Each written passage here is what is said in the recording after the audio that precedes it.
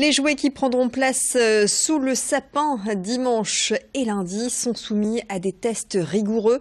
Alors pour s'assurer qu'ils répondent bien aux normes européennes, la DGCCRF, la Direction générale de la concurrence, de la consommation et de la répression des fraudes, est en charge du contrôle. 50% des jouets passés au peigne fin au sein des laboratoires présentent une anomalie et 25% sont considérés comme dangereux selon la DGCCRF. Et ces techniques comportent au feu et analyses chimiques sont réalisées dans ce laboratoire situé à Villeneuve-d'Ascq, laboratoire visité par la secrétaire d'État auprès du ministre de l'Économie et des Finances. Je vous propose d'écouter ces explications de la part d'un agent de ce laboratoire villeneuvois. Grenouille, la première étape pour faire l'essai d'inflammabilité, ça a été de conditionner la grenouille pour qu'on puisse avoir des essais qui seront identiques, peu importe où en France et même en Europe on réalise l'essai.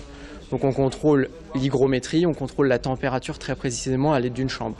Elle va passer 24 heures dans une chambre pour être conditionnée et être dans les bonnes conditions pour réaliser un essai qui sera satisfaisant.